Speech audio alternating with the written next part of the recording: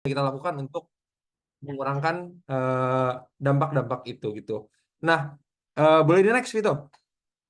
Sebelumnya perkenalkan kembali, nama saya Revio Sevino Sasmito. Selaku hari ini bakal jadi MC dan host dan moderator untuk acara Mining Metals sharing session kali ini. Jadi perkenalan singkat tentang Mining Metals Indonesia. Mining Metals Indonesia itu sebuah platform informasi dan edukasi yang dipimpin oleh mahasiswa untuk para insinyur pertambangan ataupun metalurgi saat ini, masa depan, ataupun yang bercita-cita untuk mengembangkan pengetahuan dan keterampilan mereka melalui pembelajaran dan pengalaman dari insinyur-insinyur tingkat tinggi atau profesional-profesional yang udah ada di industri ini gitu. Nah, jadi apa sih yang kita inginkan gitu? Kita ingin menjadi platform atau wadah informasi edukasi di bidang pertambangan dan metalurgi yang terkemuka yang berkontribusi pada pertumbuhan Indonesia dalam hal mempersiapkan sumber daya manusia di industri pertambangan dan metalurgi. Nah, untuk misi kami sendiri itu kita mau menciptakan individu-individu yang peka dan kritis terhadap perkembangan industri hilir di Indonesia serta menciptakan individu yang siap membantu Indonesia mengembangkan industri pertambangan dan metalurginya untuk mencapai Indonesia Emas 2045. Jadi kita di sini akan mencoba untuk membantu teman-teman sekalian mengembangkan ilmu ataupun hard skill, soft skill, serta attitude teman-teman biar ketika kalian teman-teman masuk industri itu teman-teman bisa menjadi versi terbaik teman-teman sendiri gitu. Next. Nah, selanjutnya ini Mining Metals juga sedang rekrutmen. Kita lagi membuka untuk teman-teman yang bersedia mau ikut gabung dengan kami semua. Ada beberapa roles yang bisa teman-teman isi dengan cara mungkin bisa ngecek di miningmetals.id. Teman-teman bisa langsung cek aja Instagramnya. Ada beberapa roles yang mungkin teman-teman mahasiswa bisa juga mengisi dari dan menjadi bagian dari tim kami gitu. Bakal banyak hal yang bakal kita lakukan dan tentunya bakal sangat exciting journey ke depannya. Kita mau fokus dalam mengembangkan sumber daya yang kita miliki dalam hal sumber daya manusia. Next. Oke, berikutnya mining metal sharing session ini yang keempat terutama dihadiri oleh peserta dari seluruh Indonesia ataupun luar negeri. Kita bisa lihat ada berapa universitas-universitas ternama ataupun universitas baik di Pulau Jawa, Sumatera, Kalimantan, bahkan hingga Papua. Dan juga kita tidak melupakan teman-teman dari industri yang juga hadir untuk mendengarkan sharing session ini untuk mengupas lebih jauh bagaimana industri batubara ini bekerja dan juga bisa sebagai overview ataupun penambah pengetahuan kita semua. Boleh next?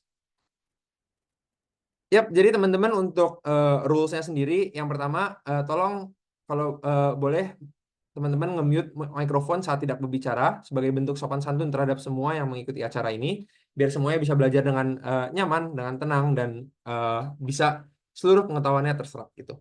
Yang kedua, gunakan chatbox secara bertanggung jawab, hormati yang sedang berbicara pada agenda ini, baik itu teman-teman yang nanti bertanya, ataupun kami ketika ada host atau moderator, ataupun ketika Pak Kris berbicara. Mungkin yang ketiga, teman-teman boleh mengganti format namanya dengan institusi underscore nama, seperti contohnya, apabila saya, maka ITB underscore Revio Sasmito. Yang keempat adalah nyalakan kamera sebagai wujud hormat dan sopan santun kepada pembicara. Dan yang kelima adalah jika ada pertanyaan bisa silakan melakukan raise hand dan lalu akan dipersilakan oleh moderator. Oke, jika tidak ada apa-apa lagi maka kita langsung aja lanjut. Kita mau manggil ada Pak Kris. Halo Pak Kris. Halo Revio, selamat malam buat teman-teman semua nih, teman-teman Selamat malam muda. Pak Kris. Lagi di jalan ya Pak Kris ya? Sudah diparkir, jadi kondisinya sebentar lagi bisa kondisi pindah ke notebook. Jadi oke lah, Sehat kan Pak Kris? So far aman? sehat, aman. Ya, oke. Mungkin sambil Pak Kris berjalan ke apartemen biar gampang, kita sedikit perkenalan tentang Pak Kris dulu ya. Jadi Pak Eva Kristiono adalah seorang profesional yang berpengalaman dengan rekam jejak yang kuat di sektor pertambangan energi, khususnya batu bara. Karirnya dimulai sebagai co-analyst di Geoservices, di mana beliau memperdalam keahlian teknis dalam mengevaluasi batu bara ataupun kualitas batu baranya sendiri. Sebelum akhirnya mengambil peran strategis sebagai marketing strategik dan planning supervisor di perusahaan yang sama. Di perusahaan Arutmin. beliau kemudian beralih menjadi metallurgist di Arutmin Indonesia sebelum akhirnya mengambil peran sebagai marketing strategic dan planning supervisor di perusahaan yang sama. Lalu selanjutnya melanjutkan pengalaman di bidang operasional, beliau sempat menjabat sebagai transport dan logistik manager di BHP Billiton di Singapura. Lalu memimpin operasi logistik yang penting.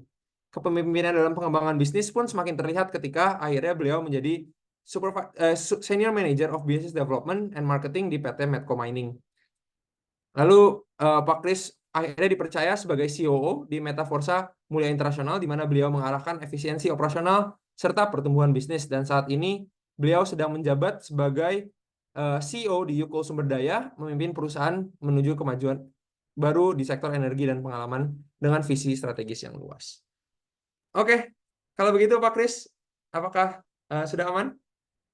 Sudah, ayo aman. Kita mulai dengan PT-nya.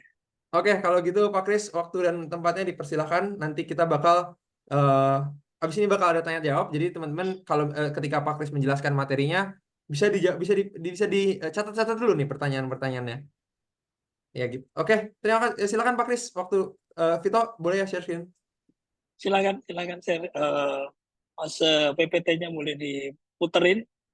Jadi sambil aku berjalan ke apartemen dari parkir ini. Jadi terima kasih banyak. Selamat sore buat teman-teman semua. Jadi karena waktunya di sekitar 30 menit ya review ya. Iya Pak. Jadi ini kan 30 menit itu aku coba pampatin menjadi sekitar 15 slide. Jadi tapi nanti aku akan banyak minta teman-teman untuk kita berdiskusi. Ada beberapa yang sebenarnya slide itu sebagai outline, slide-nya boleh dibagikan. Tapi yang paling penting adalah ingin menangkap apa yang terjadi di pikiran teman-teman muda ini. Sedangkan aku kan sudah duluan hampir di umur 56 ini lebih tahu duluan dibanding kalian, sehingga aku pengennya adalah apa keputusan ini aku share ke teman-teman muda ini sehingga akan menjadi apa ya percepatan kira-kira gitu. Aku perlu 56 mengenalinya, kalian harapanku di umur masih muda kalian di bawah 25, di bawah 30 bisa mengetahui lebih cepat. Jadi ini adalah dimulai dengan Coal Beyond Commodity, bahwa ini adalah bahasanya itu adalah tagline-nya aku ya. Jadi bagaimana kita mengatakan coal itu enggak hanya komoditi. Kenapa itu coal itu komoditi? Adalah karena kalau coal sebagai komoditi kan hanya kayak apa ya? Kayak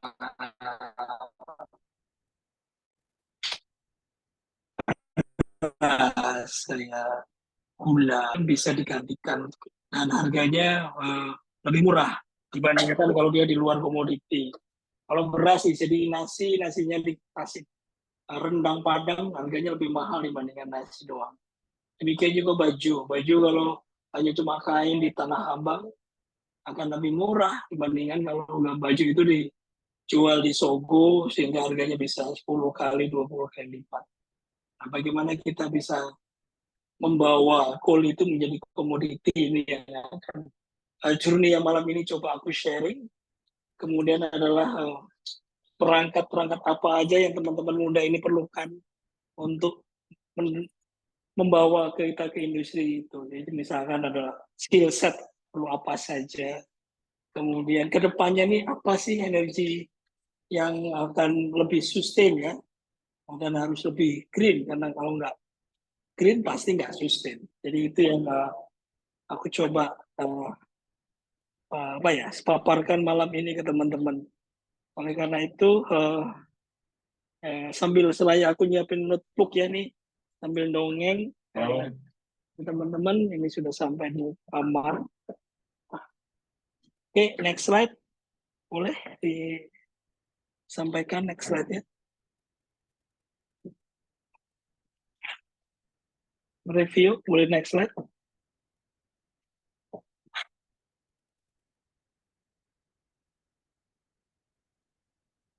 Halo, oke. Oh, sebelum itu ada satu lagi slide.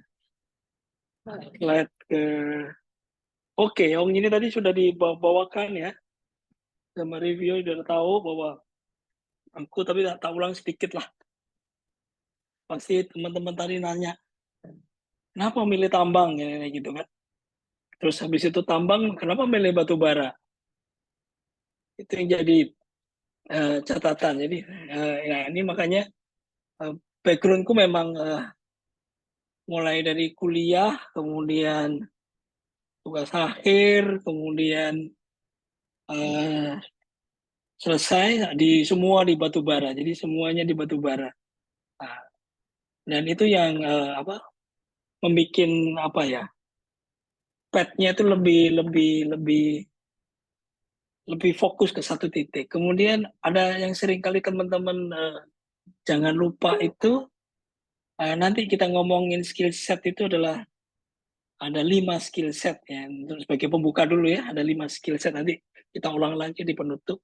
Set pertama adalah apa? Set pertama adalah skill. Skill bukan set. Ember kita ngomong ember ya. Ember itu kayak ya box pertama yang harus kita penuhi. Ember pertama dalam kehidupan kita kalau mau masuk ke industri apapun termasuk industri tambang batu bara adalah satu lagi adalah itu tadi apa mulai dari skillnya pendidikan formal kita. Pendidikan formal itu harus teman-teman kalau bisa setinggi mungkin. Tapi jangan lupa dengan pendidikan formal aja belum menyelesaikan masalah kita karena cuma pendidikan formal harus punya pengalaman kerja. Nah, pengalaman kerjanya apa nih?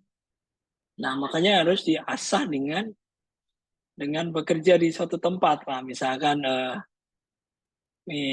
tadi adalah menjadi setelah punya skill sekolah selesai, maka kalian harus punya pengalaman kerja. Nah,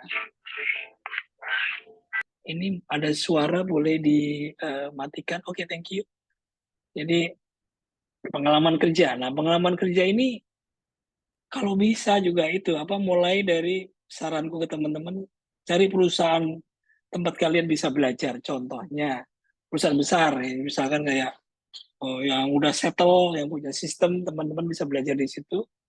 Habis itu sesegera mungkin berpindah ke kalau sudah punya skill, punya knowledge, punya pengalaman, menjadi kompeten kan. Nah, jadi ember yang kedua namanya knowledge. Nah, kompetennya didapat, maka teman-teman jangan lupa tuh. Ini di sini di bawah ini ada aku selalu aktif di organisasi. Kenapa? Karena itu membuat kita punya jaringan. Nah, apa yang dilakukan teman-teman malam ini sangat bagus. Karena apa? Teman-teman mulai berjejaring, kira-kira gitu ya. Jaringan. Jangan lupa setelah punya skill, punya knowledge, yang ketiga adalah harus punya jaringan. Jadi harus berjejaring. Karena kalau kita sendirian, susah nanti harus berjejaring. Nah, setelah selesai berjejaring, kita lanjut ke tiga itu adalah punya organisasi, yang tiga adalah punya sumber daya. Sumber daya, ini punya sumber daya.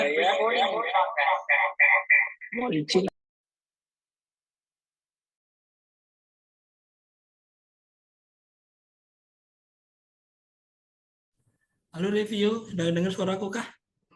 Halo Pak, aman aman. Aman. Oke, ini lah sip. Udah ada di komputer. Nah, suaraku jelas ya? Jelas Pak. Oke, jadi ini gambarku. Oh, belum ada gambar. Yep. Oke. Sebentar. Oke, gambarku sudah ada. Oke, sip. Aman Pak. Oke, jadi setelah jaringan, ember yang ketiga adalah jaringan, ember yang keempat adalah tentang resources. Tingkatkan skill kalian, tingkatkan knowledge kalian, sehingga kalian punya resources. Resources itu apa? Kalian punya spesialisasi, misalnya tadi kan, Pak Kris hampir 56 tahun ini di batubara terus nih, hampir 32 tahun di batubara terus, sehingga itu menjadi sumber daya. Yang terakhir adalah reputasi. Jadi bayanganku di sana adalah seringkali teman-teman lupa, jangan hanya di edukasi, di pendidikan formal, tapi juga tadi pengalaman kerjanya, cari yang dimana kalian bisa bikin belajar sistem, terus kalian bisa mulai dari from scratch, meng-create sesuatu dengan yang kalian crafting sendiri. Terus jangan lupa jaringan, harus berjejaring, harus punya kegiatan organisasi di luar, entah itu profesi, sosial, dan lain sebagainya. Kayak aku gini kan ada di APBI, kemudian ada di Perhapi, ada di Apindo, kebetulan semuanya mendukung kompetensiku, skillku, dan resourcesku, sehingga bikin reputasi. Jadi nanti kita ulang lagi di terakhir skill setnya. Next slide. Aku diabar-abarin sampai jam berapa ya review? Jam 8, Pak. Jam 8. Tuh, 30 Yap. menit lagi. Oke, next slide. Oke, ini tentang tempatku baru yang bekerja. Ini juga aku akan menantang nih teman-teman di sana nih yang suka batu bara dan suka tentang energi. Aku punya 4 tambang di sini. Jadi Astaka, Batu Rona, Kencono, sama Dedali yang ada titik-titik di situ ya. Kemudian ini semua PKP 2B generasi ketiga, luasannya gede-gede. Kemudian teman-teman bisa lihat tuh validity-nya itu. 2040. Sekarang baru 2024. Berarti 16 tahun lagi Pak Kris sudah kayaknya nggak mampu. 16 tahun lagi sendirian di sana. Jadi perlu kalian anak-anak muda di sini. 2040, 2047 coba ada yang 2047.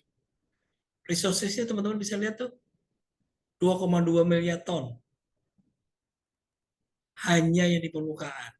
Keekonomiannya kalau sekarang ini SR-nya SR5, SR4 kira-kira gitu. Tapi di dalam tambang-tambang itu masih ada potensi underground coal mining di kedalaman 150, itu lebih besar lagi di sana. Dan itu peluang yang sangat kedepannya sangat menjanjikan untuk ketahanan energi. Jadi aku akan ngajak teman-teman nih, mulai yang tertarik bertarung sama aku di sana membangun masa depan industri batubara. Kemudian teman-teman bisa lihat yang di bawahnya itu adalah kalori dan sulfurnya, dan di Sumatera itu beda sama di Kalimantan. Kalimantan tuh kalorinya tinggi-tinggi kan, 4.200 itu paling rendah. Teman-teman bisa lihat. Ada yang kita punya kalorinya 3.000. Dan di dalam warnanya tuh yang apa ya, pink gitu ya, Selo Argo Dedali itu. Gimana cara ngeluarin batu bara dengan moisture yang hampir 50%? Nggak ekonomis. Tapi kita harus berpikir bahwa itu sumber daya, mungkin 2025 sekarang nggak ekonomis, 2050 ketika kita net zero emisi di 2060, ini akan jadi pilihan kita untuk bikin nilai tambah industri batubara. Mau bikin gas, mau bikin liquefaction, mau bikin pupuk, mau bikin metanol, dan seterusnya. Yang sekarang kita bisa monotes yang ada 2 tuh yang di atas tuh, Astaka sama Batu Rona, karena nggak jauh dari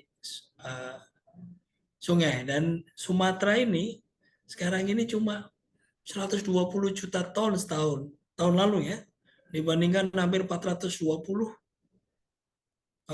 kapasitas yang ada di Kalimantan. Tapi kalau ingat, Kalimantan tambangnya makin menjauh ke arah dalam, SR-nya makin gede, gitu kan. Kemudian batu baranya makin sedikit, kira-kira gitu ya. Dan yang paling gede ini malah di Sumatera, batu baranya tebel-tebel. Kenapa kita bisa punya cadangan tebel itu, batu bara 6 meter, 15 meter. Dan malah ada satu batu bara yang kita bisa tambang di kedalaman 150, sim pengadang itu 25 meter tuh. Tapi masuk ke kedalaman di 150 meter. Oke, next slide.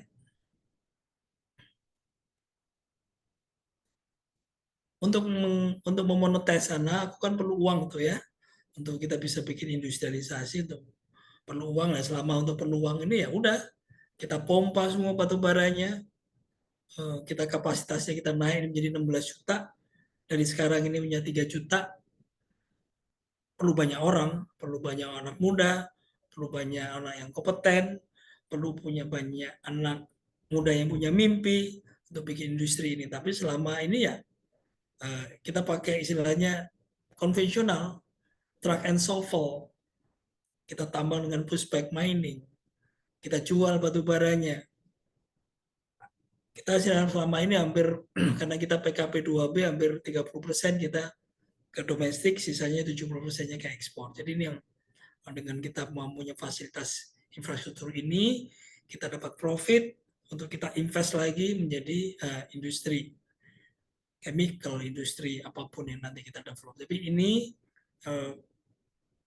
apa yang kita pegang sekarang, yang kita bisa menghidupi. Suatu perusahaan kan harus profit ya. Kalau nggak profit, gimana kita bisa tumbuh? So, next slide.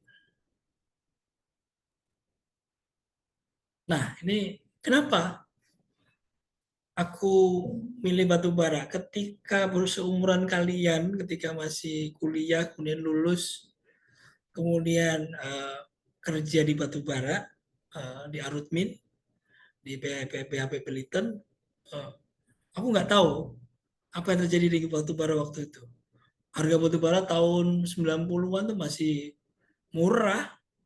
Misalkan 4.200 itu harganya masih $8 tuh.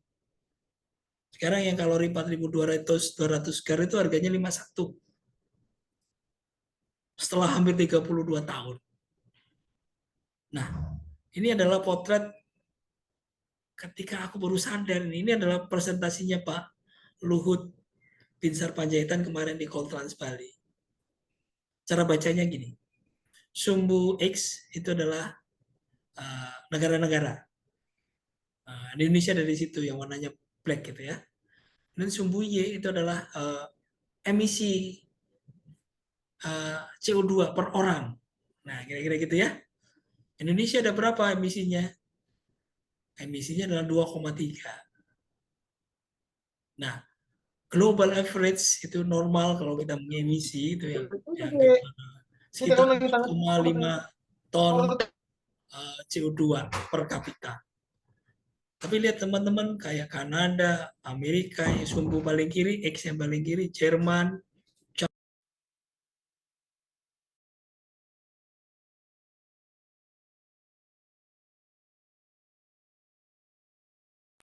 mereka pengemisi paling besar. Kita cuma 2 kan harusnya. Kita harusnya bisa mengemisi sampai 4,5. Tapi negara-negara maju harusnya berhenti mengemisi. Jadi Jerman, Jepang, Amerika harusnya berhenti dia.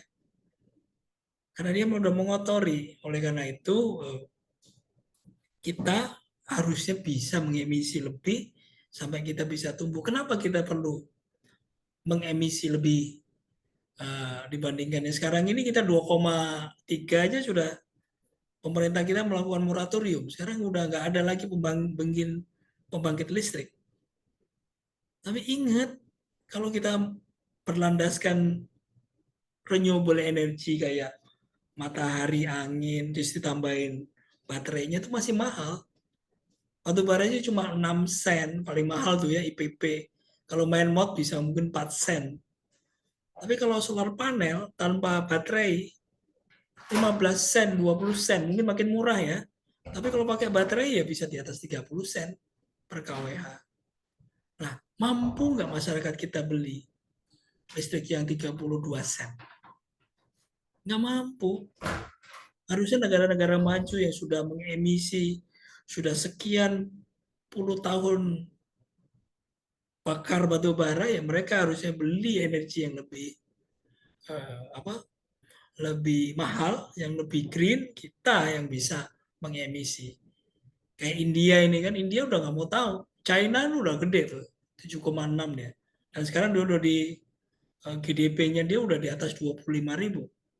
Kita baru di 7.000. India malah baru di 3.000 dolar per kapita. Jadi kita perlu tumbuh, ekonominya kita perlu perlu membaik, GDP kita perlu naik sehingga kita bisa mampu beli listrik yang lebih hijau, yang emisinya lebih rendah. Jadi itu kira-kira aku kenapa memilih batu bara dan sekarang tahu penyebabnya adalah aku harus ikut bertanggung jawab untuk ketahanan energi di Indonesia dan biar masyarakatnya tumbuh, dapat energi murah, industrinya tumbuh. Itu alasannya kenapa milih batu bara. Next slide.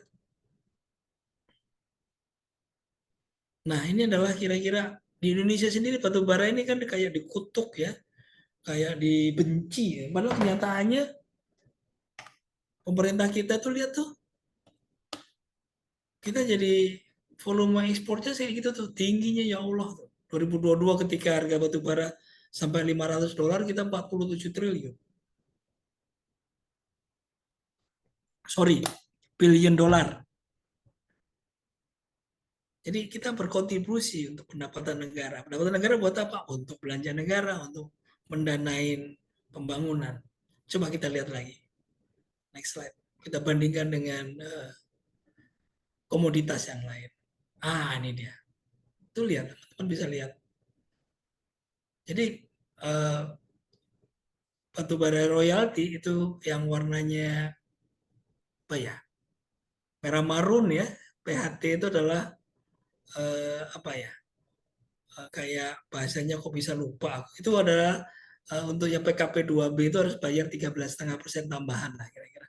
Kenapa PKP 2B itu total royalti sama PHT-nya 28% karena dia ada tambahan 13,5%. Jadi kita lebih tinggi coal untuk PHT-nya itu dibandingkan copper, gold, silver, nikel.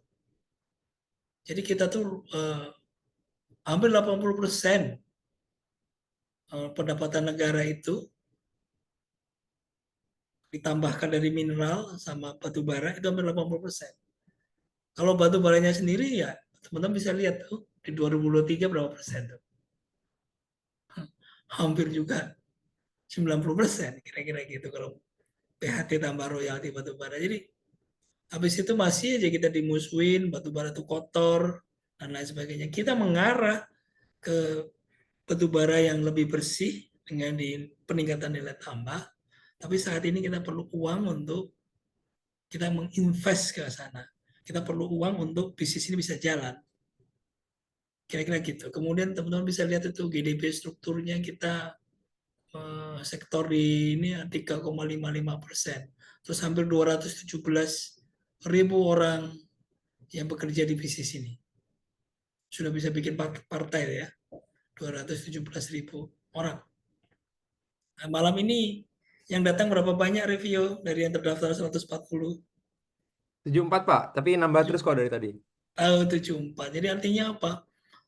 Masih banyak teman-teman kita yang harus kita pengaruhi untuk mau bertekun di batubara karena batubara ini menjadi backbone, jadi tulang punggung.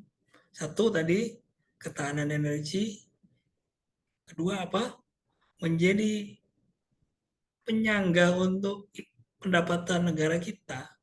Tanpa kita nggak bisa kita tumbuh, nggak bisa kita punya APBN. Next slide.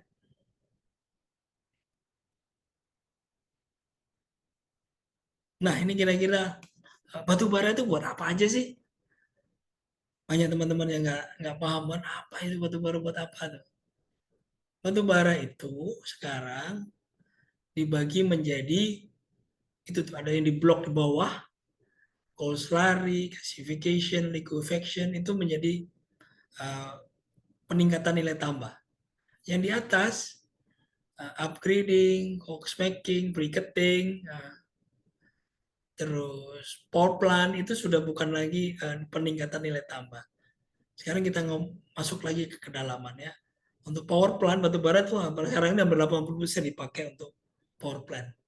Jadi batu baranya dibakar, dijadiin power plant biar dia emisinya rendah harus pakai super critical sehingga CO2 NOx SOx-nya kecil. Tapi super critical mahal kira-kira gitu. Tapi ya itu yang upaya kita untuk masuk ke yang lebih emisinya low. Kemudian ke bawahnya bikin briquette. Terus yang terakhir, yang ketiga bikin kokas. Nah, batu bara itu ada dua kategori, steaming sama cooking. Steaming itu dipakai untuk semua nih, kecuali untuk cooking. Kalau cooking untuk bikin kokas. Kokas digunakan buat apa? Buat bikin besi baja namanya blast furnace. Kemudian batu bara di upgrading. Upgrading itu dikeringkan, TM-nya dikurangin, kemudian di seal sehingga menjadi briquet. Itu upgrading. Sehingga meningkatkan kualitas batu baranya. Kemudian yang beberapa di Jepang melakukan cold water mixture, cuma kayaknya sampai hari ini belum jalan ya keekonomiannya. Jadi batu baranya dikerus, kemudian dikasih suspensi kira-kira gitu sehingga menjadi kayak solar kira-kira gitu. Itu yang kalau selari. Kemudian yang gasifikasi, nanti kita bahas tentang gasifikasi. Batu bara dibikin gas, nanti produk akhirnya macam-macam, mulai untuk bahan bakar industri, untuk bahan baku kimia, sehingga untuk bahan bakar transportasi ya kira-kira gitu kalau menjadi cair ya. Tapi gasifikasi itu batu baranya dibikin gas, prinsipnya dibikin syngas. Syngas itu apa? Yaitu CO2 sama H2. Habis itu baru diturunkan menjadi macam-macam uh, apa ya, value chain lah kira-kira gitu. Nah, gasifikasi ini ada dua cara juga dibagi cara bikin gasnya. Pakai surface, jadi dibikin kayak apa ya, tanur gitu, sehingga dilakukan proses gasifikasi sehingga terjadi pemisahan CO sama H2, atau yang dilakukan di bawah tanah namanya underground coal gasification, lebih murah. Nah, yang surface gasifikasi ini nanti kita bahas, China lebih maju. Yang underground masih belum, yang skala besar belum ada, tapi yang skala kecil ada, 600.000 ton sampai 700.000 ton dilakukan di Uzbekistan. Dia bikin gas dari batu bara underground. Kemudian liquefaction, batu baranya dicairkan. Jadi kira-kira itu untuk batu bara itu buat apa aja sih? Ya. Jadi sebenarnya kalau melihat seperti ini, kayaknya lebih banyak ke proses kimia kan, chemical ya yang dibawa-bawa ini. Jadi skill set yang diperlukan ke depannya ya orang yang paham tentang hulunya, paham tentang bagaimana batu bara ditambang, bagaimana kualitasnya. Kemudian teman-teman di metalurgi, di mining ini menjadi apa ya, katalis atau sebagai transisi untuk teman-teman kimia, teknik kimia atau teman-teman industri untuk memanfaatkan batu bara ini. Tanpa tahu hulunya, tanpa tahu bagaimana batu bara itu terbentuk, misalkan di geologi eksplorasi, bagaimana batu bara ditambang, karena batu bara ini bukan kayak minyak, bukan apa ya, fluida, sehingga dia nggak bisa dicampur dengan sempurna. Sedangkan ditambang itu batu bara ini adalah ruah kan, material bulk, sehingga kualitasnya nggak seragam. Sehingga perlu orang-orang mining, metalurgi, coal processing untuk menjembatani dengan industri chemical. Oke, next slide. Nah, ini update tentang teknologi-teknologi atau yang sudah dilakukan di Indonesia, mulai gasifikasi, rencana kedepannya itu seperti itu ya teman-teman. Kemudian liquefaction, briquet tadi yang dilakukan apa itu, produk-produk hilirisasinya, kemudian timetable-nya. Jadi di situ masih berhenti sampai di 2030. Jadi, dan yang paling penting juga di sini adalah CCS. Sehingga CCS itu carbon capture and storage ya. Jadi batu baranya dibakar kayak pembangkit-pembangkit yang sekarang ini, kemudian ditangkap CO2-nya, kemudian disimpan, namanya carbon capture and storage. Carbon capture-nya sendiri masih mahal, beda sama kalau dibikin gasifikasi. Nangkep karbon dari proses gasifikasi atau liquefaction lebih murah karena sudah terkonsentrasi. Kalau nangkep karbon di stack-nya pembangkit itu mahal, sekitar $100 per kilogram, per ton karbon ekuivalennya, karbon dioksida ekuivalennya ditangkap. Jadi akan lebih murah kalau digasifikasi. Tapi yang sekarang ini mungkin teknologinya nanti akan tumbuh sehingga akan lebih murah nangkep di di power plant, sehingga power plant-nya masih bisa dipakai, nggak seperti sekarang ini kan disuntik mati. Tapi kenyataannya even di Eropa sekarang masih pakai batu bara. Oke, next slide.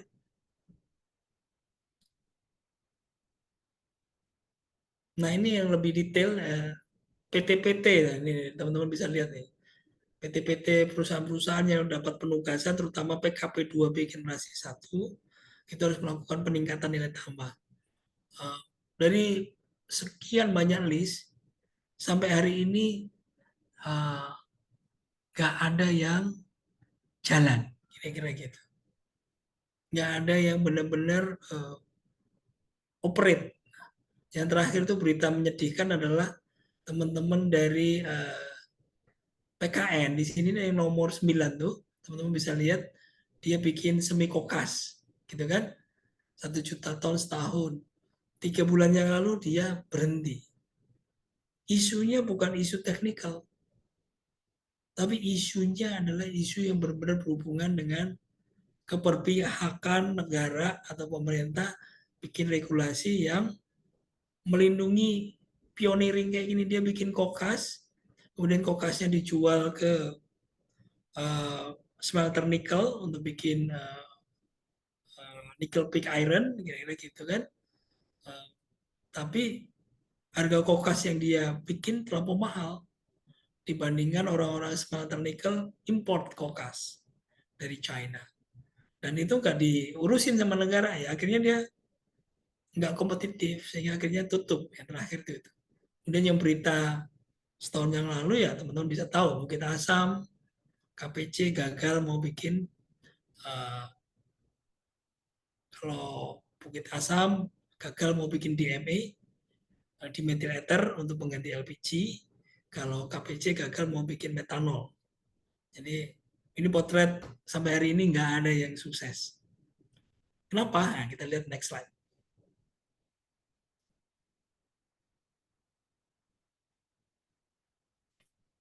Boleh next slide. Nah, ini dia.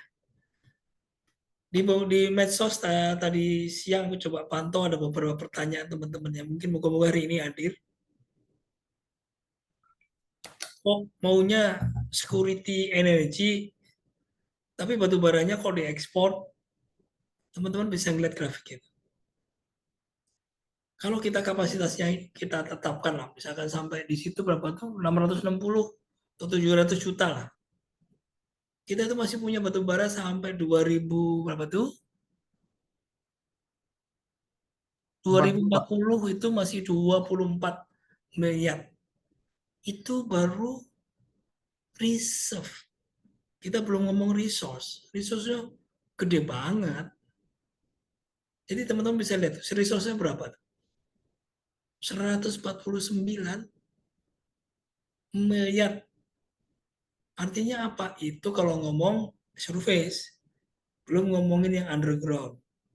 Yang bisa kita bikin underground coal gasification. Jadi nggak akan habis-habis batu bara. Ketika kita mengatakan 2060 kita net zero misalnya.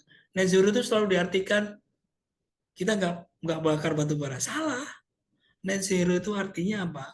Kita boleh mengemisi karbon, tapi saat yang bersamaan kita mengcapture karbon itu dengan cara ya tadi CCUS, carbon capture, kemudian kita bikin uh, uh, upaya-upaya untuk misalkan kita bikin apa ya uh,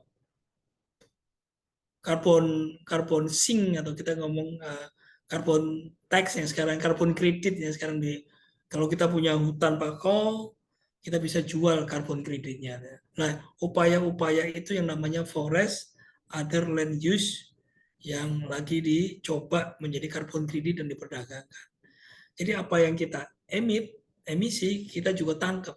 Nah, harapannya di 2060 kita mengemisi batu bara untuk baseload energy sampai kita ketemu energi yang lebih murah dan lebih sustain, dan kita juga mengembangkan carbon credit dari proses-proses apa ya yang green tadi kan kita bikin green dari bakau, dari gambut dan seterusnya. Next slide. Jadi jangan takut bahwa batu bara kita habis, batu bara kita nggak habis. Yang kemungkinan yang malah kritis itu contohnya ada nikel kayak gitu, kobalt, aluminium itu kritis itu kita. Terus batu bara banyak banget kita. Oke, next slide.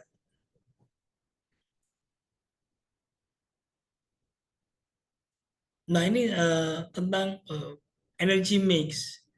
Gimana sih energy mix itu bauran energi kita dibandingkan negara-negara lain. Yang hitam itu adalah batu bara, yang hijau paling kanan itu adalah yang green, yang contohnya yang angin, uh, apa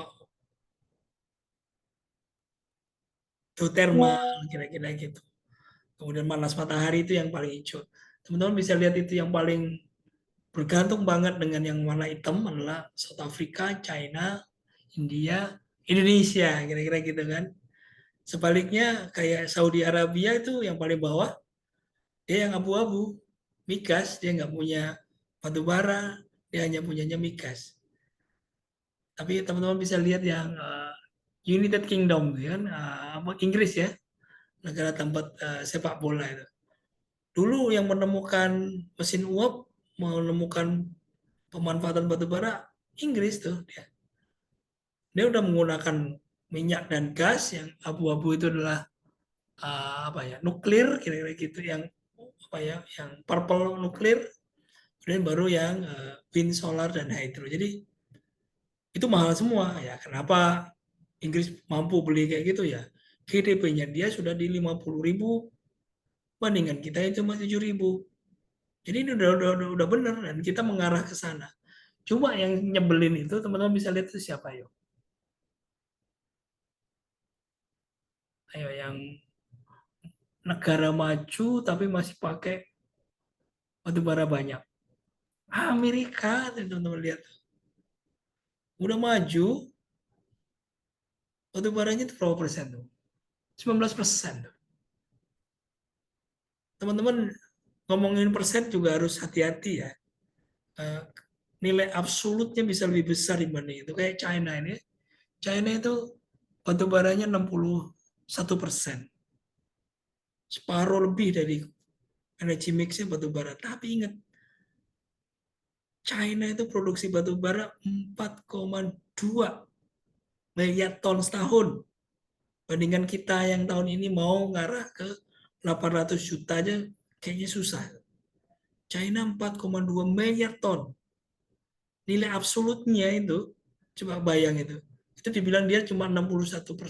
Kita hampir sama dengan China kan, 60%. Tapi produksi kita 800. Tapi ingat, konsumsi kita batubara nasional nggak lebih dari 200 juta. China 4,2 miliar ton setahun, ditambah masih impor 300 juta dari kita, 200 dari Australia, 100. Jadi dia perlu hampir 4,5 miliar ton batu bara. Itu dinilai sama dengan kita 60%. Jadi ketika ngomongin nanti transisi energi batu bara kita menjadi 30%, jangan menganggap bahwa 30% waduh kecil banget ya. Terus kita produksi batu bara buat apa dong? Ingat, ada nilai absolut tadi. China 4, miliar ton setahun batu bara, konsumsi dia. Produksi dia 4,2. Kita 1 miliar aja nggak nyampe. Itu sebagai gambaran terhadap bauran energi. Next slide. Aduh, tinggal 4 menit lagi ya. Boleh agak nambah sedikit ya review. Boleh, boleh Pak. Nah, ini salah satu yang tadi Pak Kris sampaikan tentang uh, di China-nya sendiri sekitar 4,2 miliar ton itu hampir 300 juta ton setahun. 317 juta ton dibandingkan kita yang 210 juta ton, itu terdiri dari pembangkit PLN itu sekitar 120, sisanya 100 ya 90 juta lah. Itu adalah smelter dan lain sebagainya. Sekarang mereka lebih dari itu. Nah, ini China itu 317 juta. Teman-teman bisa lihat tuh yang warnanya pink itu hanya 7%, itu 317 juta ton, 7% itu dipakai buat coal to chemical. Dan dia memang masih pakai untuk power generation kan. Dia makanya energi dia makin murah, dia makin kompetitif. Nah, kita ini yang kadang-kadang kebalik-balik pola pikirnya biar kelihatan green, kelihatan berpihak pada uh, apa ya, social justice warrior gitu ya. Kita pengen malah yang pembangkit listrik PLTU nggak usah dibangun lagi. Negara lain masih ngebangun, masih pakai batu bara, kita malah berhenti. Nanti kalau harga listrik mahal, mampu nggak kita beli? Next slide.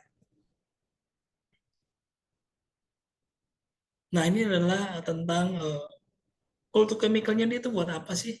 Teman-teman di China ini 317 juta ton setahun tuh buat apa? 2015 dia majority dipakai untuk fosforo ya, tradisional, chemical sama chemical and fuel. Jadi kan tradisional chemical itu contohnya apa ya? Itu bikin apa itu? MTBE, kemudian formaldehyde, kemudian yang chemical yang modern itu nah, sebelah kanan. Jadi bikin polyethylene, olefin, kira-kira gitu. Nah, yang metanol atau DME yang ada di mau kita mau bikin itu yang di Indonesia itu hampir 20% itu uh, ada di 2015. Tapi teman-teman bisa lihat ketika bergeser di 2020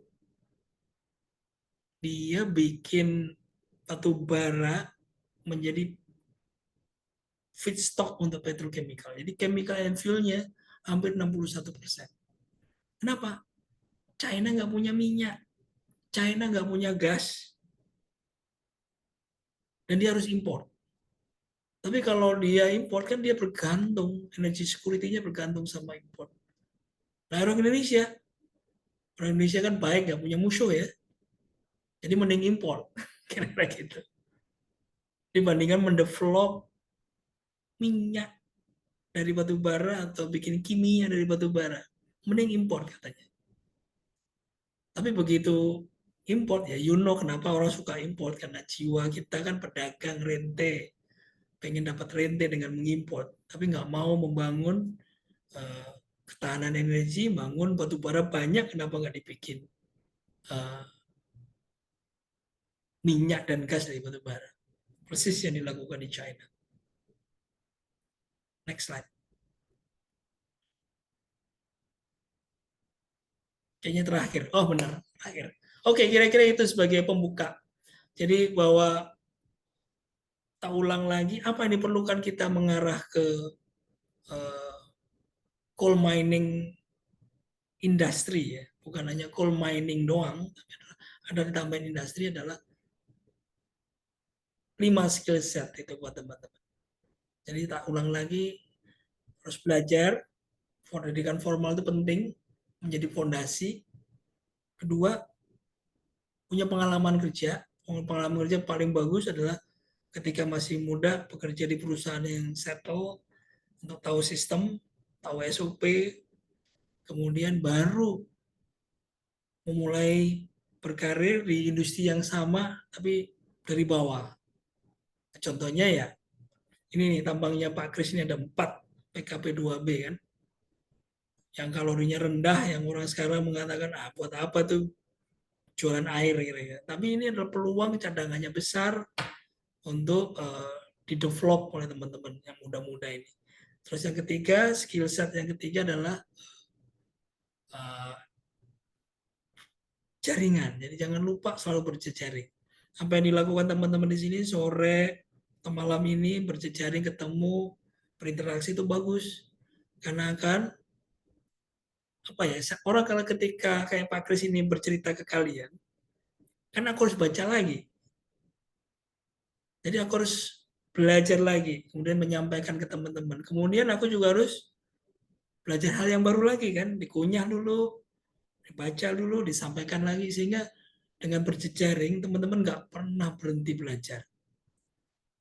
Keempat adalah sumber daya. Jadi dengan sendirinya biasanya orang kalau sudah punya skill, punya knowledge, punya jejaring, pasti dia akan diberikan sumber daya. Sumber daya itu bentuknya apa? Bisa jadi kalian menjadi kompeten person, dengan sendirinya kalian menjadi punya uh, jabatan, misalnya menjadi manajer, jadi direksi dan lain sebagainya. Itu poin yang nomor 4, sumber daya. Seringkali orang tuh flexing, lupa, langsung pengen dapat gaji gede tanpa mau membangun fondasi atau ember yang dari bawah tadi. Pendidikan formal, pengalaman kerja, jejaring, baru sumber daya. Namanya itu flexing. Pengennya dapat gaji gede, tapi dia loncatin semua itu nggak sustain itu. Terus terakhir, kalau teman-teman sudah punya 4 tadi sumber daya, dengan sendirinya reputasinya akan kebangun. Jadi soft skill itu yang menurut aku harus digali atau di apa ya, mulai dibangun oleh teman-teman muda. Dan ini semua bukan hal yang mudah, perlu waktu, perlu ya apa ya, keringat, perlu sweat, tears, and blood untuk memperjuangkan itu. Perlu waktu semua, nggak ada jalan pintas. Dan saranku, batubara harus dikelola oleh teman-teman yang kompeten sekarang ini. Jadi aku, tugasku ini sekarang mengadvokasi teman-teman muda jangan ditinggalin batubara, karena ini jadi masih menjadi tulang punggung kita. Harus ditekunin, diregulasi dengan apa, ketat kira-kira gitu, sehingga nggak setiap pebisnis orang yang nggak bener, orang yang kemarin apa istilahnya jualan di Tanah Abang ya, masih ingat tahun-tahun 2000 berapa ya, 2010 2012, setiap hotel di Jakarta semua memperdagangkan KP waktu itu kan, kuasa pertambangan. Sekarang kan lebih terregulasi dan lebih tertata, walaupun sekarang juga aneh-aneh aja nih. Ada, aku nggak setuju secara pribadi ya, ada ormas mengelola tambang, karena walaupun memang ormas itu nggak selalu apa ya, di situ juga ada orang orang kompeten, ada orang pintar, tapi sepertinya nggak pas kira-kira gitulah.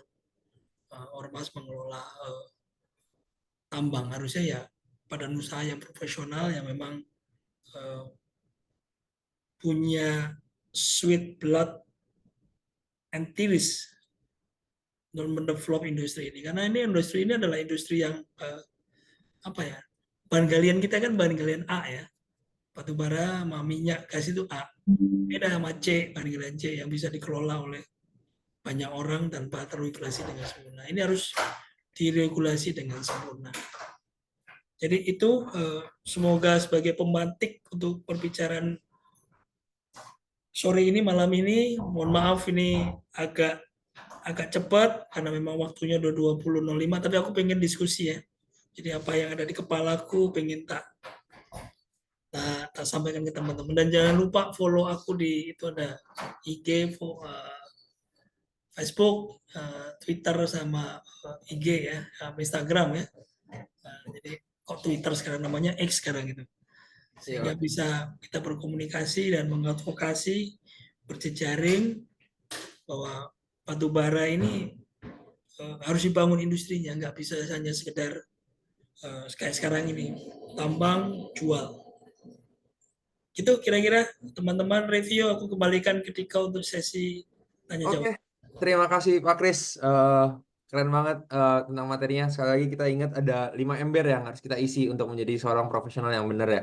Mungkin nanti teman-teman kita bakal ulang sekali lagi Pak nanti di akhir untuk biar mengingatkan apa itu 5 ember ya.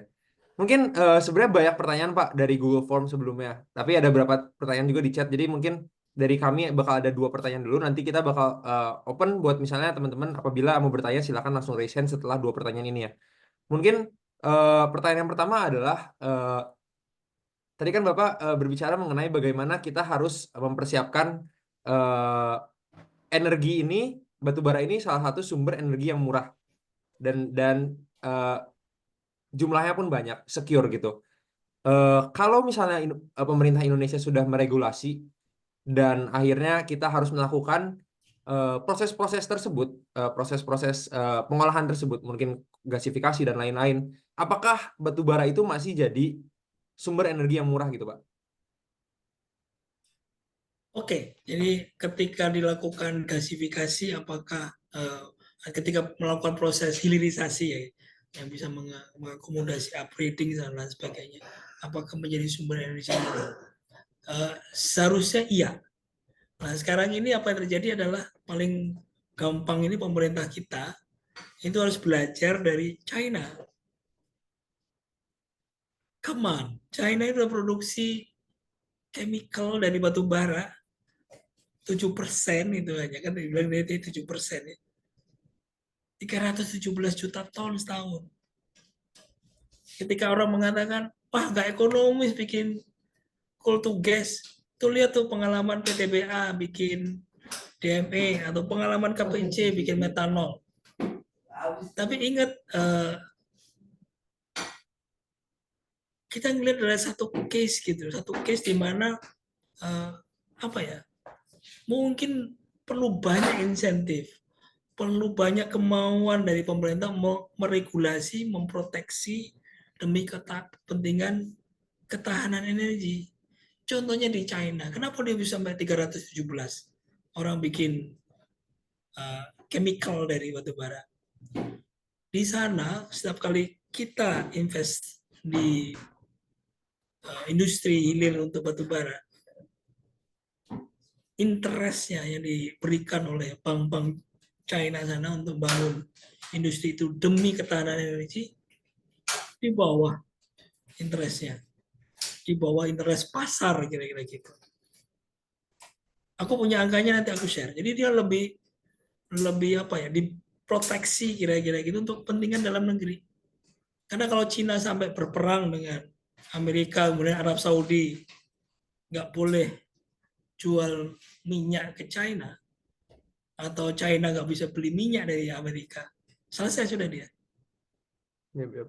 Jadi kalau mengatakan bahwa nggak ekonomis dengan pengalaman PKPC sama PTBA, salah itu. Jadi memang yang diperlukan di sini adalah apa ya, ya orang-orang yang paham tentang industri batubara, industri energi, dan melakukan regulasi. Contohnya paling gampang adalah yang terjadi di Indonesia yang sukses, yang sekarang lagi viral, nikel. Nikel kan nggak boleh dijual mentah kan, harus dilakukan smelter. Sampai kita di isu di WTO, tapi kita tetap aja. Pak Luhut diem aja, udah. Pak Jokowi mengatakan nggak peduli sama orang lain mau menuntut. Karena kita pengen nikel diolah di dalam negeri. Akhirnya apa? Ya China bawa pabriknya ke Indonesia. Dia olah jadi ferronikel. Kemudian dia jual jadi ferronikel. Nilai tambahnya dari Indonesia. Ya masih banyak orang sih nyinyir mengatakan itu nilai tambahnya separuh dan lain sebagainya. Tapi paling enggak ada industri yang kebangun. Dan bayangan Pak Kris itu juga sama.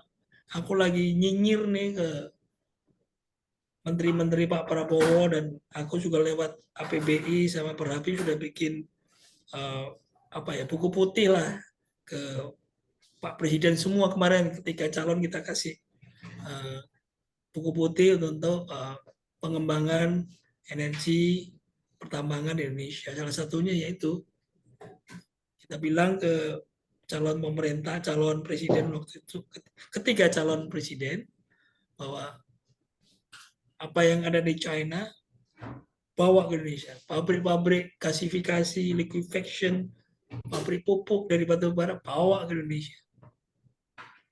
Kita bisa bikin pupuk. Pupuk itu didapat dari mana di Indonesia? Import LNG. LNG-nya kan mahal, bro. Seneng banget ngimport karena dapat kan, Yep, yep. dapat rente dari ngimpor. Iya, yeah. Jadi ini yang aku selalu sampaikan berulang-ulang. Ini ke kalian yang muda-muda. Aku juga harus banyak ngomong ke pejabat yang baru, ke legislasi tentang regulasi keperpihakan. biar kita punya ketahanan energi.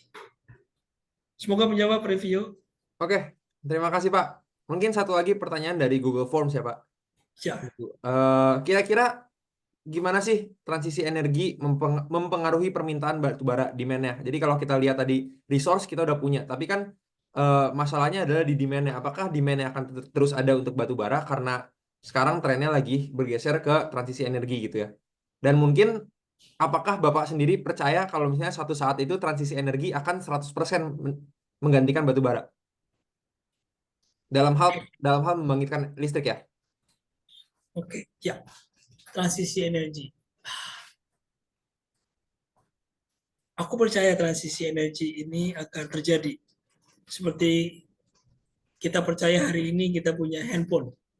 Yang nggak kebayang mungkin zaman Pak Kris 30 tahun yang lalu nggak kebayang punya handphone. Dulu itu punya pager. Mungkin teman-teman yang tua-tua, yang muda-muda pasti nggak tahu pager. Dulu punya pager itu sudah keren.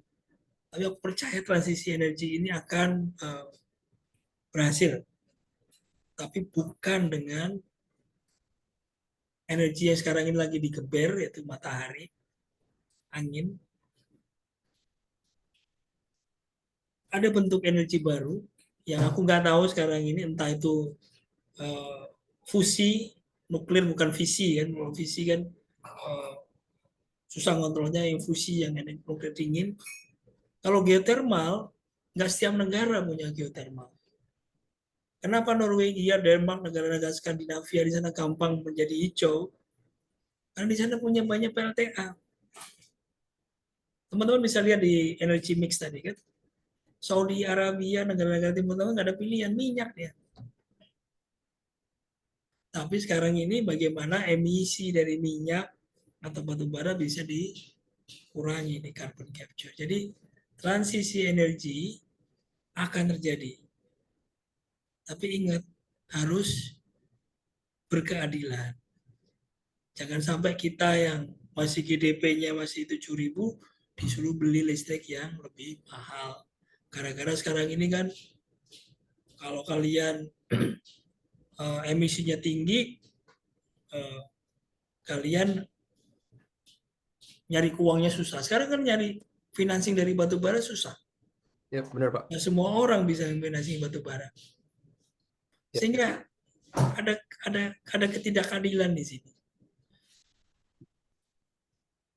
Energi transisi itu kalau Pak Kris definisikan ulang, ya, jadi bukan kita meloncat langsung ke green-nya. Jadi green itu adalah aspek ketiga, ada yang namanya trilema. Yang pertama adalah energy security, harus tahanan energi jadi utama. Kedua adalah affordable, murah, dan di mana-mana ada, affordable. Yang ketiga baru green. Kalau dua ini nggak dapat, yang greennya susah. Dan sekarang ini sampai hari ini semua kajian untuk menjadi transisi energi baru lah, kita ngomong energi baru itu memang diperlukan kajian teknologi investasi ke sana. Lah orang yang mau investasi ke sana itu kan perlu uang, perlu capex. Nah, capex ini dapat dari mana? Dari growth, dari pertumbuhan sekarang ini dengan pakai energi yang masih kotor, yang lebih murah. Tapi kita harus ke sana.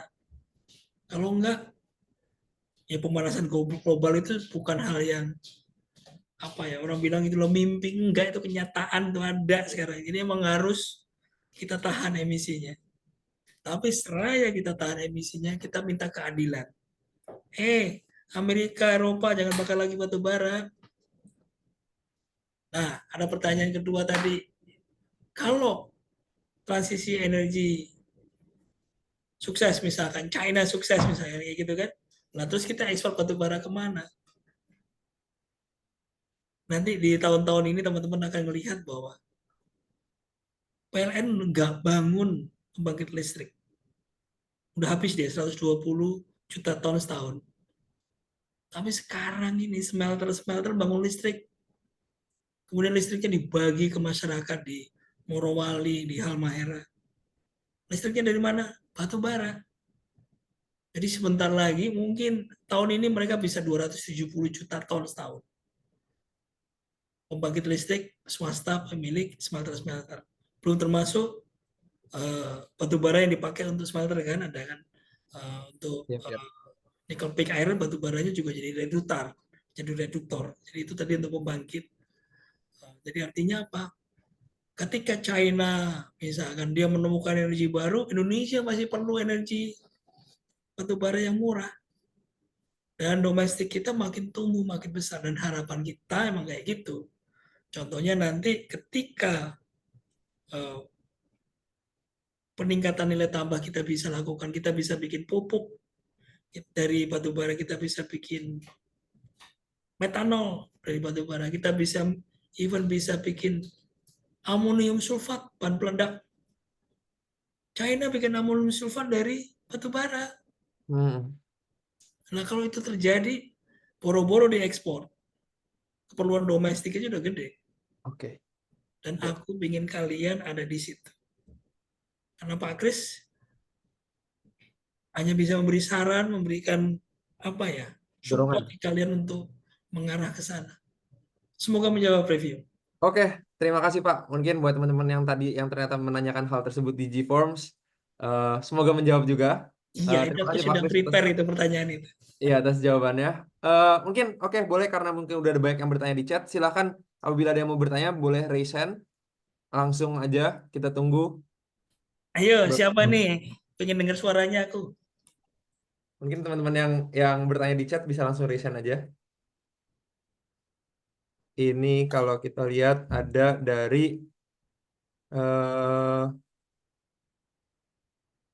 dari Adiet ya, apakah ada Aditya, Aditya Aditya Adit kah? tapi ada A. Halo. Iya, selamat malam Pak Kris. Oh, this is my young man. You always my young man. Kan aku sebagai pelajar ini Pak Kris. Pertanyaan titipan. Mau ini tadi ngedengar kisah Pak Kris. Mau nanya apakah Pak Kris pernah nggak sih Pak merasa menyesal terjun ke dunia tambang, profesional di dunia tambang. Kemudian tadi kuliah juga di apa namanya daftar peserta banyak kawan-kawan mahasiswa mungkin ya. Tantangan ke depannya apa sih Pak buat regenerasi kita yang masih muda ini, dan apakah batu bara itu masih seksi lah bahasanya untuk ke depan regenerasi ke sana, karena ya suka tidak suka kan terkadang pemerintah juga menganaktirikan batu bara, padahal notabene-nya juga perlu juga untuk listrik. Kalau nggak batu bara dari mana yang murah? Kemudian dengan segala LSM dan lain-lain yang mengdiskreditkan tambang yang sebenarnya juga dibutuhkan, terkhusus untuk batu bara Pak, apakah masih akan menarik Pak untuk adik-adik atau kawan-kawan kita yang akan terjun ke sana, atau mungkin Pak Kris dari puluhan tahun di batu bara punya saran yang berbeda? Dan kalau memang oke, go ahead, masih seksi nih, masih ke depan batu bara, sebaiknya fokus di mana Pak? Penambangannya kah? Atau teknologinya kah? Atau apanya? Mohon sarannya Pak dari senior ini. Terima kasih Pak Kris. Banyak banget pertanyaannya. Satu statement pertanyaannya ada 7. Semua pertanyaan. Thank you, Om Adit. Langsung aku jawabkan review atau nunggu yang lain? Langsung Pak. Langsung. Sip. Jadi satu pertanyaannya adalah batu bara kalau ngomong ini masih seksi nggak? Kalau pemerintah kita nih, pemerintah kita itu sebenarnya pemerintah ini aku pengen kayak peristiwa 22 Agustus lah, kira-kira gitu. Pemerintah kita itu nggak akan bergerak kalau yang muda-muda kayak kalian-kalian, kita Pak Kris di sini, atau waktu 22 Agustus itu Reza Rahardian nggak ada di MPR atau di DPR, pemerintah nggak akan peduli terhadap itu. Jadi aku pengen malam-malam kayak gini nih, kegiatan kayak gini, jejaring kayak gini, sel-sel kayak gini itu makin ditumbuhkan. Yang menjadi agen-agennya adalah ya, aku lihat di sini ada berapa? 68 orang ini akan menjadi agen-agen untuk memberitahu bahwa jangan ngimpor minyak. Kita tahu bahwa produksi minyak kita cuma 600.000 barrel per hari. Kebutuhan kita 1,4 barrel per hari. Selebihnya kita impor. Kenapa nggak bikin minyak dari batu bara?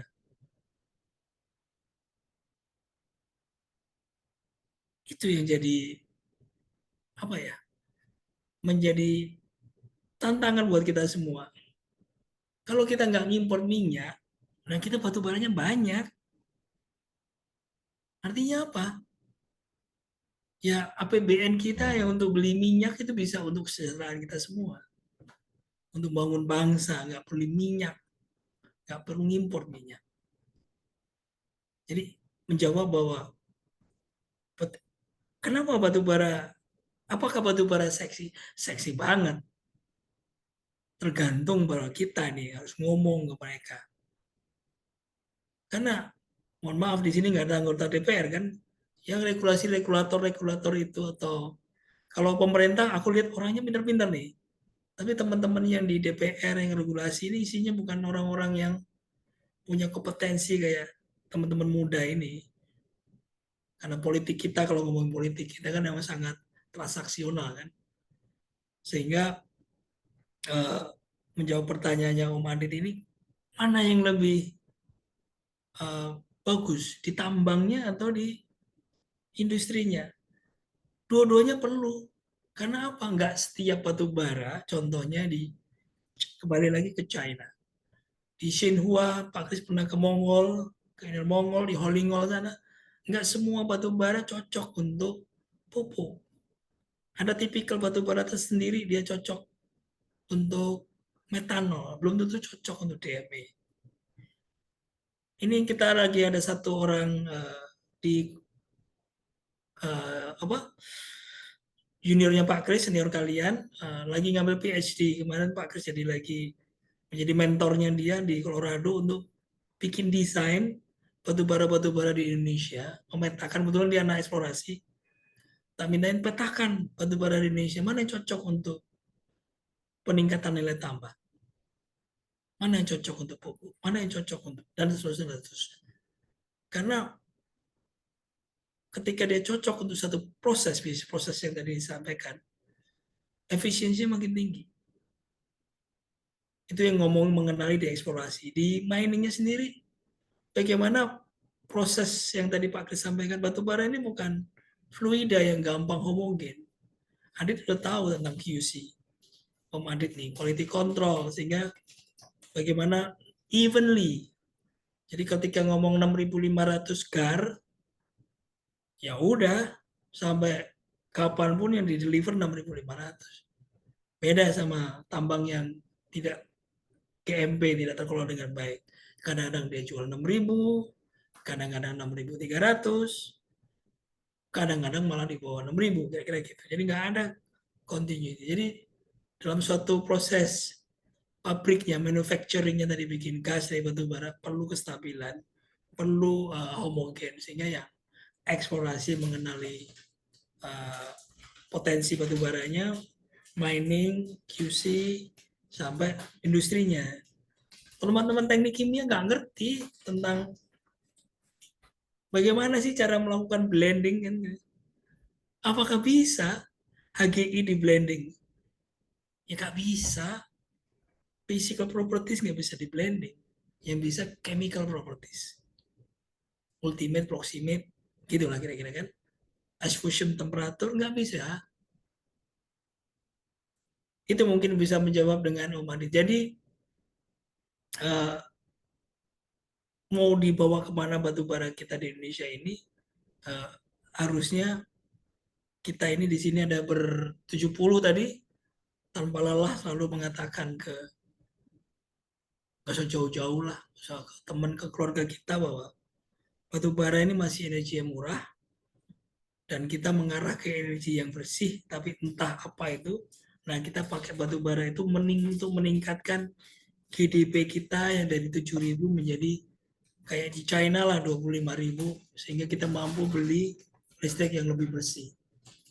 Ingat, yang kebanyakan di sini masih muda belum nikah kan, tapi emak kalian lah, kalau harga minyak naik, emak kalian nggak protes tuh, yang protes cuma bapak.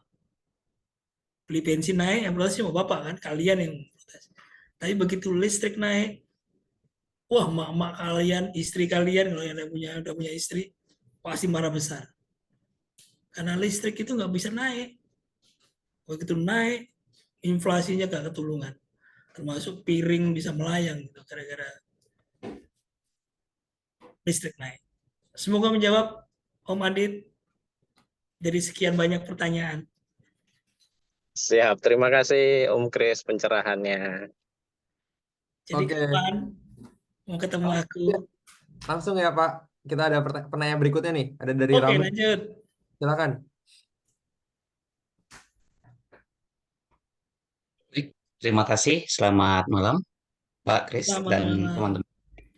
Ah, ini dari PKN yang kita omongin semikok nih. Aku dapat kabar dari Pak Tria. Kenapa Pak Tria berhenti nih? Padahal aku pengen didongengin tentang kokasnya Siap-siap. PKN ini. Lanjut, Om. Mau diizin.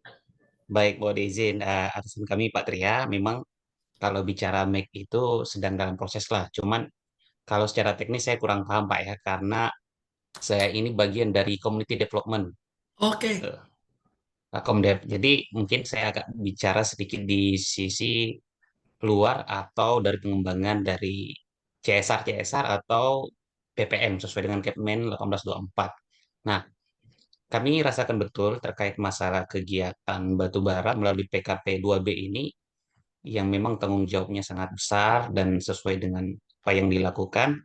Justru kami melihat banyaknya SDM-SDM yang kami bangun. Mungkin Bapak sudah copy terkait program-program kami di PKN sendiri. Eh, Kemungkinan ya ini balik lagi ke jejaring dan koneksi. Kemungkinan juga kita bagaimana bisa lebih izin berkolaborasi dan berkoordinasi lah terkait masalah kegiatan-kegiatan PPM. Dan menarik sih Yoko, saya lihat dari Medco Energi juga mungkin dulu ya Pak ya, sebelum diri sendiri. Dan dari sisi ini juga dari sisi community development juga sangat membantu untuk menyiapkan teman-teman dan menyiapkan kita-kita semua untuk Indonesia Emas 2045. Jadi mungkin itu aja sih Pak. Saya mau izin untuk berkomunikasi bagaimana baiknya nih terkait masalah di sisi Komdep, dan tidak menutup kemungkinan siapa tahu ada peluang-peluang yang lain, kita welcome. Siap, makasih Pak. terima kasih banyak tetanggaku di Kalimantan Utara nih. Aduh, ya, terima kasih banyak. Jadi memang apa ya, Komdev terutama ya ini itu adalah kalau PKN itu nggak pernah lepas dari nama besarnya Pak Jeffrey Mulyono, bahwa eh, Komdev kemudian PPM itu adalah license to operate. Jadi izin kita beroperasi itu dari masyarakat sekitar. Itu adalah benar-benar penting banget itu. Karena seringkali orang lupa, hanya menuai, nggak pernah menabur.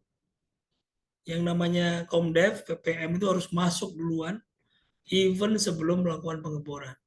Seringkali teman-teman kita nih yang pengennya ya, transaksional tadi, gue mau nambang, lahannya dibebasin. Ini kan masyarakat hidup di situ, dia tercerabut dari tempat dia hidup, dan kita hanya transaksional. Jadi harusnya aku setuju dengan Om Ramli bahwa Komdev, PPM itu harus duluan sebelum even melakukan penambangan. Jadi ketika melakukan penambangan itu kita udah license to operate. Bahasanya kalau buat anak-anak muda, teman-teman biar gampang dicerna itu adalah apa ya bahasanya itu? tanpa ada PPM, tanpa ada Komdev, banyak gangguan dari masyarakat. Karena masyarakatnya berpikir, buat apa kalian datang ke sini? Aku sudah bertahun-tahun sejak moyang nggak ada kalian juga masih hidup kan. Kalian malah datang malah bikin sesuatu yang hal yang merusak kira-kira gitu kan. Dan ini yang harusnya nih yang apa ya dicoba dicegah oleh kita dengan cara yang tadi kita menabur dulu sebelum menuai. Dan yang paling gampang adalah eh, tadi kita bikin bisnis atau industri yang sustain. Kalau kita bikin tadi coal to chemical misalkan gitu kan, nah, kita harapkan yang putra-putra daerah di sana bukan hanya berhenti nambang batu bara, tapi juga masuk ke industri, masuk ke manufacturingnya, sehingga nggak hanya just jual batu bara sebagai raw material. Jadi apa ya, chain industrinya, chain prosesnya jadi nambah, nggak hanya dikapalin dijual selesai, tapi ada yang juga dikapalin dan ada juga yang dibikin untuk industri. Moga-moga menjawab Pak Ramli. Makasih banyak. Oke, mantap Pak Kris. Mungkin karena waktunya udah agak berlebih ya, mungkin kita satu pertanyaan terakhir ya Pak dari Vito. Boleh, Fit. Silakan Fit. Kalau Oke. pertanyaannya nanti nggak kejawab, aku boleh di-share, nanti aku bisa Oke, boleh. kasih ini untuk teman-teman. Nanti kita share dokumennya aja ke teman-teman gitu ya. Oke, Oke, silakan baik. ada lagi. Terima kasih review. Eh, di sini perkenalkan Pak, saya Vito dari mahasiswa Teknik Metalurgi ITB.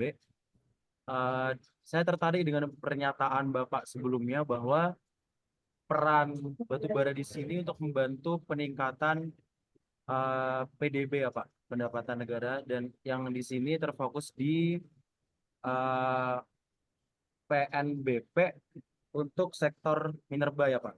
Betul. Nah, dengan Bapak tadi dengan seperti itu, saya mencoba berpikir bahwa ketika memang nanti PDB naik, dapat disemukan nantinya pendapatan per kapita Indonesia mungkin bisa naik mengejar negara maju dan sehingga mampu untuk membeli energi bersih yang saat ini relatif mahal ya Pak.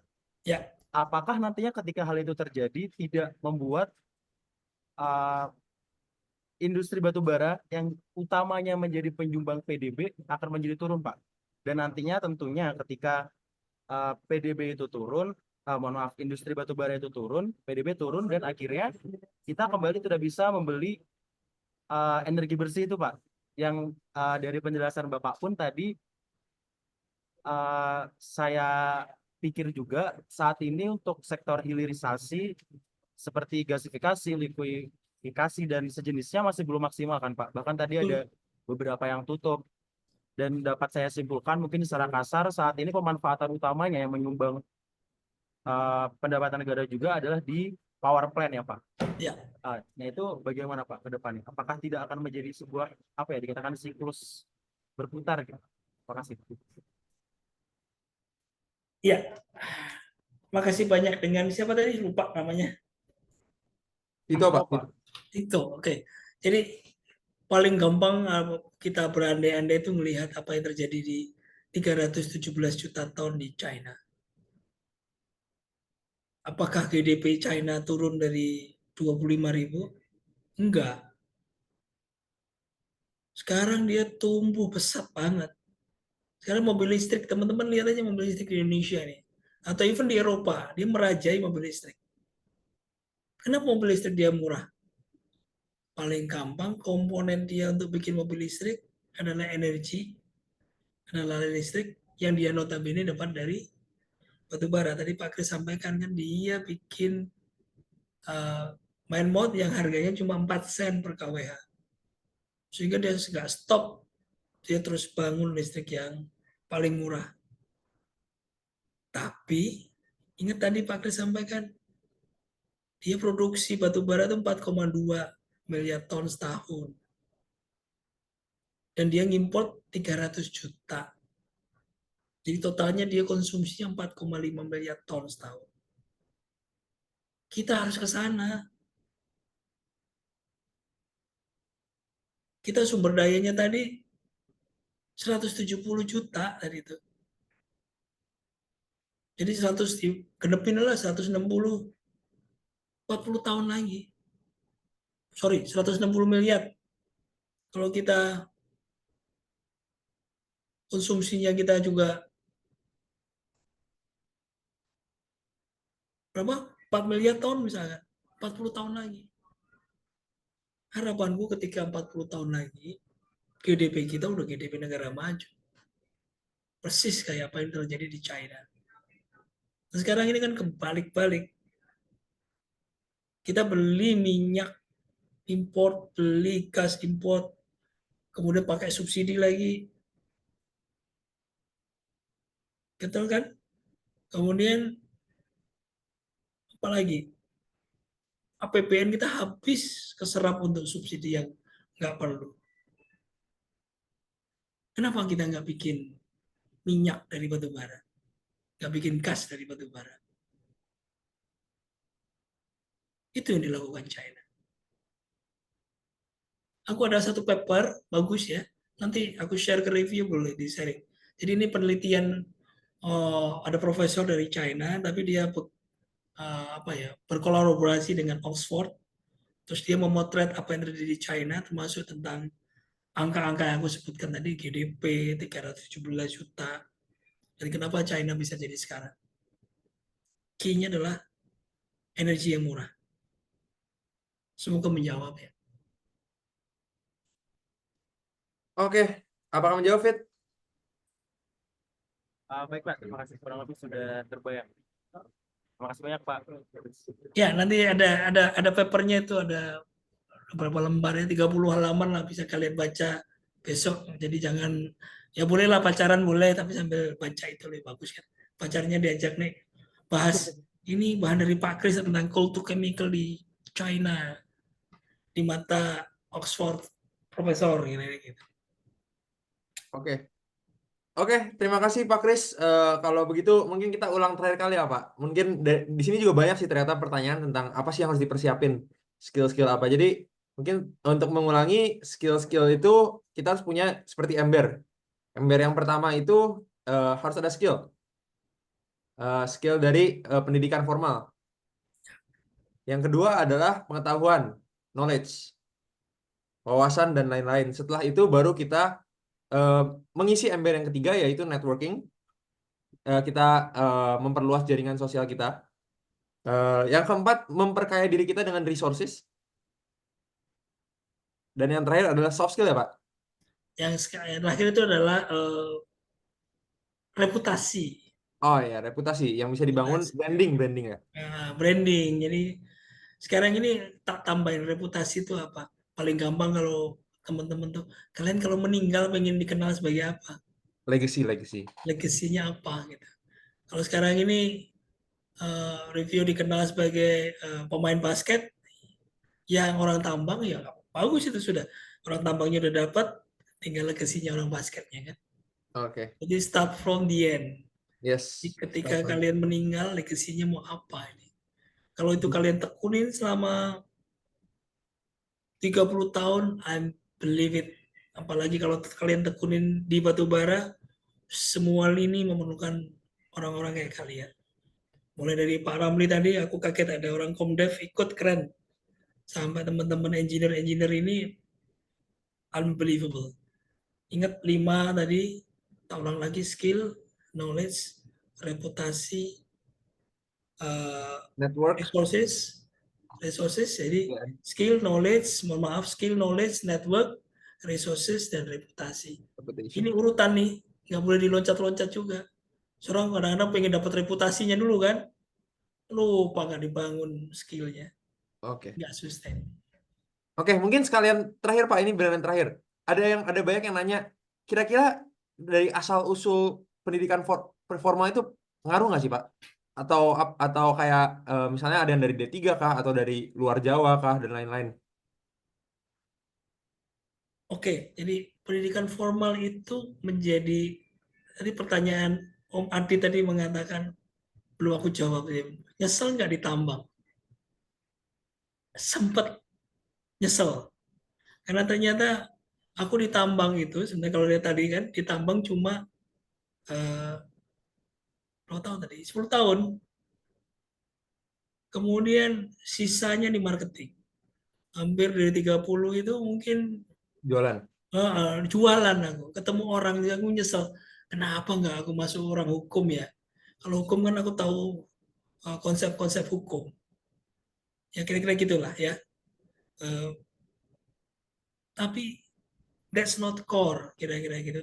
Begitu aku tekunin sekarang aku mulai paham. Core-nya itu adalah kalian mau kerja di mana. Kalau kalian mau kerja di tambang, core-nya ya orang tambang.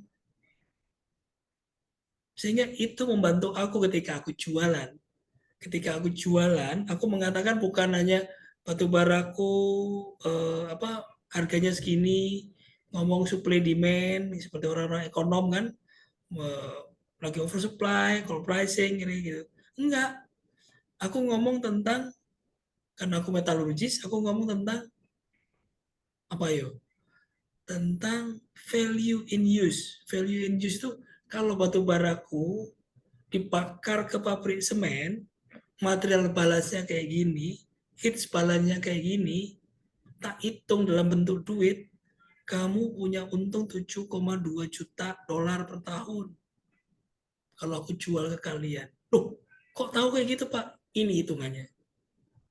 Jadi cara kita berkomunikasi beda dengan, mohon maaf ya, nih sales-sales yang di pinggir jalan tuh ya, Pak beli ini beli itu, enggak. Kita mengarah ke core-nya.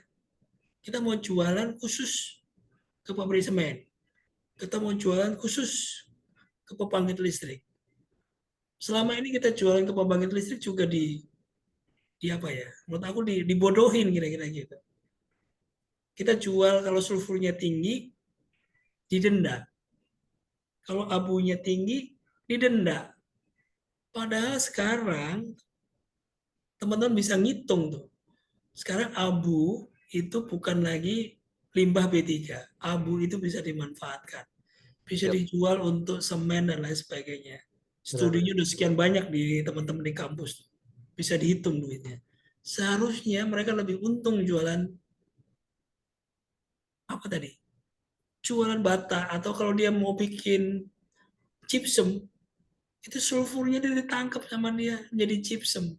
Harganya gypsum itu 300 kali lebih mahal dibandingkan harga batu bara dalam kuantitas yang sama. Tapi kok bisa kalau sulfurnya naik kita di penalti? Dibalik itu. Jadi harusnya kita sebagai metalurgis, sebagai tambang yang ngerti prosesnya, value in use, kita harus rubah paradigma itu. Sayangnya orang marketing nggak banyak dari orang tambang, nggak banyak dari orang metalurgi, nggak banyak orang yang paham tentang material balance, head balance. Jadi ketika teman-teman mengatakan apa yang paling penting, ya kalau selama kalian jadi penambang, kemudian kalian kerja di bank, ya bisa sih kalian jadi bank, jadi evaluasi kredit kan. Tapi kalian nilainya kecil di situ. Tapi ketika kalian masuk ke industri tambang, kalian akan lebih diapresiasi. Termasuk juga, of course, yang ember yang keempat tadi kan, sumber daya. Orang tambang kerja di bank mungkin kalah sama gajinya dengan orang akuntan, kira-kira gitu. Tapi kalau orang tambang kerja di tambang, ya pasti dia nilainya lebih bagus. Semoga menjawab. Ya, oke. Berarti ya sekalian ngerangkup dikit, berarti yang penting tekun aja. Apapun kalian define dulu end goal-nya mau apa, harus dilakuin dengan tekun, mau dari mana aja. Semoga akhirnya bisa mencapai tujuan masing-masing. Itu sih. Thank you Pak Kris. Mungkin setelah ini kita Ini ada Andri, ini bagus, makasih banyak. Ini komen-komennya masih nambah-nambah, thank you banget. mungkin kita ada itu ya Bill ya, ada sedikit apresiasi buat Pak Kris Siap. dari tim Mining Metals. Sedikit banget sih Pak, ini sebenarnya kebetulan cuman sertifikat pembicara. Oh, ini more than enough, ini keren. Nanti Ya tak semoga masukin ke medsos.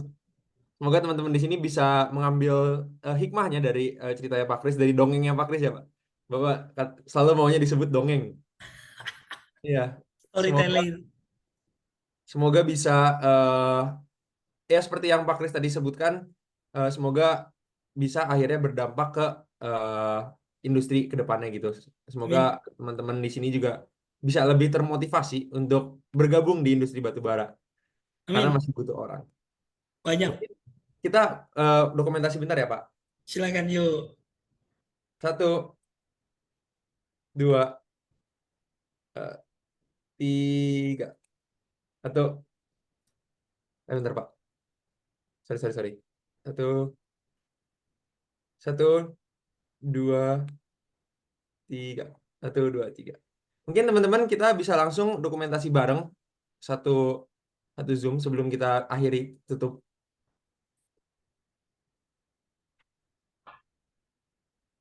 Boleh on cam teman-teman.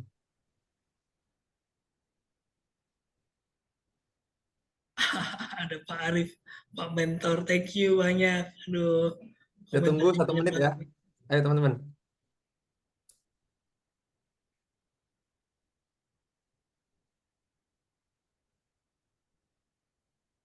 Mungkin sekalian ngingetin buat teman-teman apa kalau misalnya mau follow Pak Kris bisa langsung di Instagramnya atau connect ke LinkedIn-nya ya Pak ya. Iya boleh nih, Pak Doni malam. Pak Kris juga aktif di Banyak LinkedIn guys. banget ini. Thank you semua mau mendengarkan dongengku. Oke Bill, langsung aja Bill, foto Bill. Oke. Oke, ini ada berapa slide? Ada 2 slide. Slide pertama, 1, 2, 3. Oke. Slide kedua, 1, 2, 3. Oke, udah. Oke, kalau gitu teman-teman, terima kasih. Mungkin nanti kita bakal share link presensi ataupun feedback di grup. Jadi jangan lupa cek grupnya dan biar bisa ngasih feedback gitu ke Mining Metals juga apa sih yang harus diimprove di ke depan hari gitu ya. Itu aja dari kita. Terima kasih. Mungkin Pak Kris abis ini kita mau ngobrol-ngobrol bentar ya Pak. 15 menit. Pak. Boleh. Silakan. Oke, terima kasih teman-teman. Udah boleh leave Zoom ya. Thank you semua. Selamat happy weekend. Long weekend actually. Iya, Senin libur Pak. Oke, Pak. Terima kasih banyak Pak Kris. Jumpa lagi Makasih Pak Pak Kris. Roring. Aduh udah lama gak ketemu. Makasih. Iya Pak. Sampai Jempol ketemu buat lagi. Bapak. Salam sehat Pak. Keren. Izin Oh, ya. my mentee Pak Om Arif. Siapa? Apa kabar? Sehat-sehat Pak. Sekarang di Amin. Kalsel Pak. Oh, iya, aku dengar iya di Kalsel. Keren atau? Ya Pak. Kapan aku diundang ke Kalsel? Ya Pak. Nanti kita diundang Pak. Siap. Masih banyak Pak Kris. Makasih Om Arif, makasih selamat sore malam. Ya Pak, makasih Pak.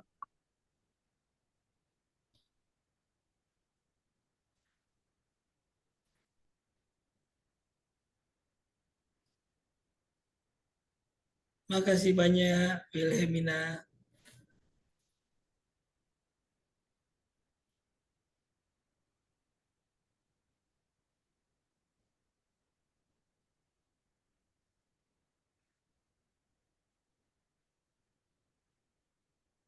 Tadi saya habis presentasi di itu Pak. Presentasi akhir kerja praktek kan. Oh my God, aku bisa dapatkah banyak? Boleh Pak. Terus ada Abah. Ah, Abah ngasih wejangan.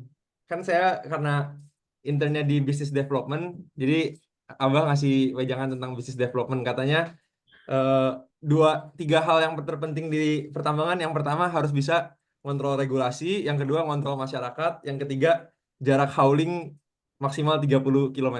Kalau nggak udah nggak